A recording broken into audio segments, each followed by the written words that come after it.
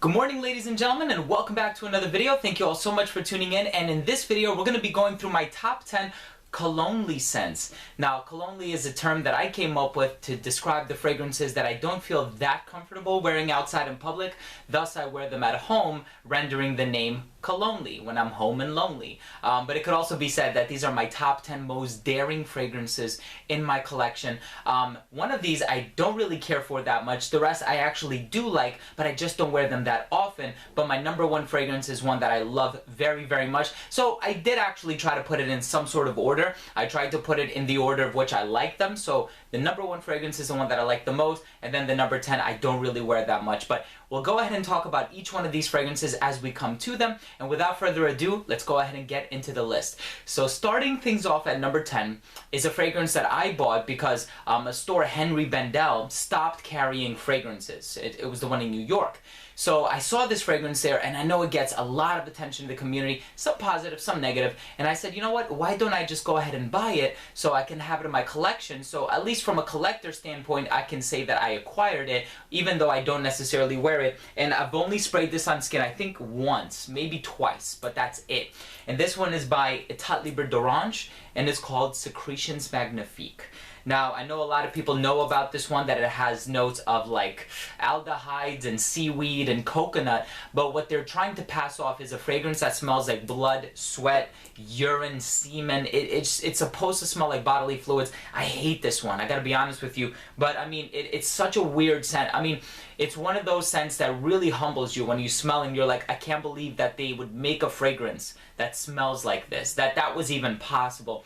But anyways, I don't wear it, and I would never wear it in public, so I just wanted to make this video to let you guys know this is probably the most daring scent in this entire collection, but I do know people that wear this. I know. Anyways, we're not going to talk anymore about it. Let's move on to number 9. Number 9 is a fragrance that I do like, actually. It's not my favorite from this house, but nonetheless, I still do enjoy it. It's by Montal, and it's called Oud Cuir d'Arabie. And it's a leather-based scent, but it has such a strong animalistic note. Maybe it contains a note of civet or castoreum. I'm not entirely sure, but it does smell to me like a leather moccasin. So it has that animalistic note, which has somewhat of a fecal quality, and then it also has that leather note, so those two notes compounded make this very animalistic fragrance. Nonetheless, I do like it, but I would consider it a Colonely scent. I would wear it at home when I'm lonely, not when I go out in public.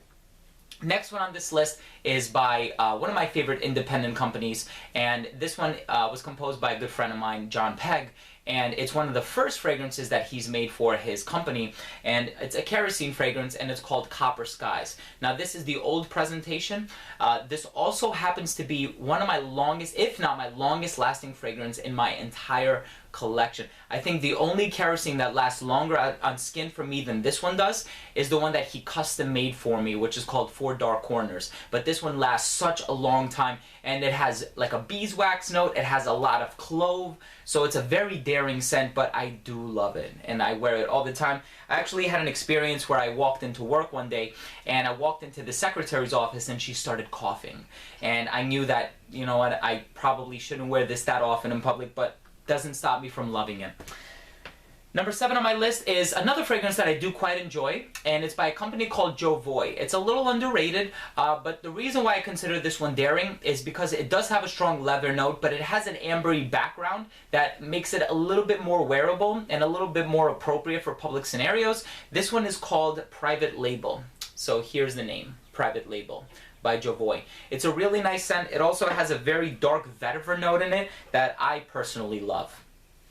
Number 6 on my list is a fragrance that I have spoken highly of in my reviews, and I would say for the most part it is pretty wearable. Probably the only thing compromising its wearability is how salty it smells. And no, it's not Coney Island. I actually like Coney Island. I find Coney Island to be rather wearable. This one, not as wearable as Coney Island, but I would say in the same family because of that presence of the salt note. This one is by Healy, and it's called Salmeron. Now, this one is, a lot of people say smells fishy, and it does have, it's a true aquatic. you know, because we have a lot of aquatics like John Varvatos Artisan Blue, which smell amazing and they're very pleasant, but it's not that authentic of a representation of what the ocean would smell like with the seaweed and the marine life and the, you know, this one actually does mimic that, and it mimics it rather well. So for that reason, I quite enjoy this scent very much. The next one on this list is a personal favorite of mine. I really like this scent. I have worn it several times. I think I wore it for a week straight at one point, but my wife does not like this one.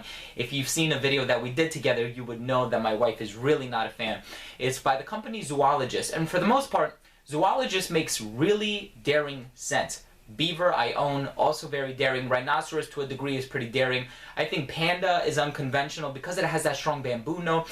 This one, on the other hand, is just as daring as Beaver, and it's called Bat. So Zoologist fragrances try to make fragrances that smell like animals, or they're supposed to represent animals and what their habitation would smell like.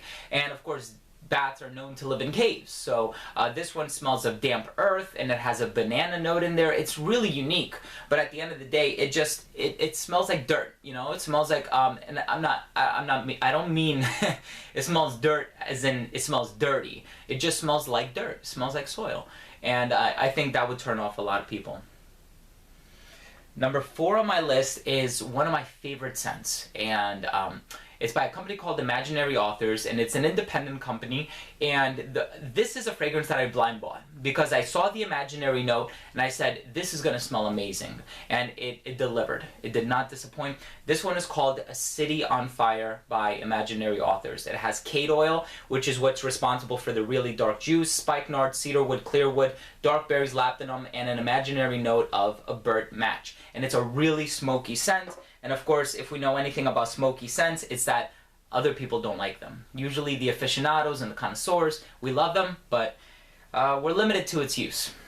The next one on this list, number 3. Oh man, I love this one. It was the very first fragrance that I bought from this company, and it's just, whenever I wear it, it smells so different, and it has a strong animalistic note, and it seems like it would be the fragrance that you would fall out of love with, but I didn't. I still wear it to this day. It's just that I feel a little apprehensive about wearing it in public, thus rendering it a Colonely scent. And this one is by Le Labo, and it's called Oud 27. I still have a lot of juice left, and I've had this since July 29th of 2013. So it's been almost 3 years now, and I still have a lot of juice left, which I think is an indication of the frequency with which I wear it.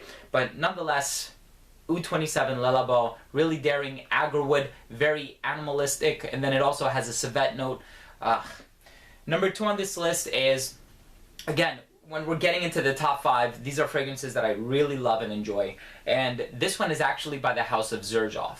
Now, whenever you're dealing with oud, it's a very difficult note because it can come off very fecal, very animalistic, very daring, very sort of unapologetic. And I think Xerjoff has many fragrances that are sort of hard to get along with. When you look at their Oud Stars line, you have Zafar, you have Zanzibar, you have Najaf, you have, I think those two, there was a name change at some point. And then there is Gao, which is incredibly smoky because of the Nargamotha note. This one is called Alkat. And this one has an indolic jasmine, and whenever you have an indolic jasmine, it has a fecal quality about it. And a lot of people might say that it smells like poop.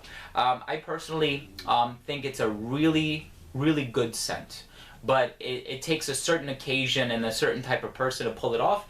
And maybe I'm just not that person, but I have worn it in public before. Believe it or not, I have even gotten a compliment or two on it, but I still feel a little self-conscious when I wear it in public. And then getting into my number 1 fragrance. Those of you who know me and follow my channel and follow me on Fragrantica probably know what this one is. Those of you who have looked at the display behind me probably know what this fragrance is because it's the only one that's missing, but it also happens to be one of my favorite scents in the entire world. I blind bought this one. I remember I went to Mint, New York, and I said, let me have a 100 milliliter of this fragrance, and it was like $300. And Chad from Mint, New York goes, okay. he was just totally shocked that I would just walk in there and say, yep, give it to me, I'm ready to purchase it full retail. This one is from the company Amouage, and Amouage is one of my favorite companies in the world because they have such a good variety and they're daring and natural ingredients and the performance is through the roof, and this one is going to get you 12 plus hours. It's called Interlude Man, aka the Blue Beast, aka I'm afraid to leave my house. And it's a really smoky scent. If you've seen other reviews on YouTube, you would know that it is such a daring scent. Even Fragrance Bros called this one Liquid Ash, I believe. So yes, there is a lot of smoke, but there are also some very heavenly sweet resins in the dry down, and if you give it time to dry down, you will fall in love with it. It is one of my favorite scents in the entire world. I mean, it's in my top 10 of favorite scents of all time. Interlude Man by Amouage. If you haven't tried it, you owe it to yourself, but just wear it with caution. Wear all of these with caution. So there you have it, guys. That was a quick, fun list. Let me know down below, what are your favorite Colonely scents, the fragrances that you don't feel that comfortable wearing out in public. And please don't forget to subscribe for future videos, top 10s, reviews, unboxings, giveaways, and a lot of other fragrance-related content. So with that being said, I guess we'll see you in the next episode. Take care, everybody.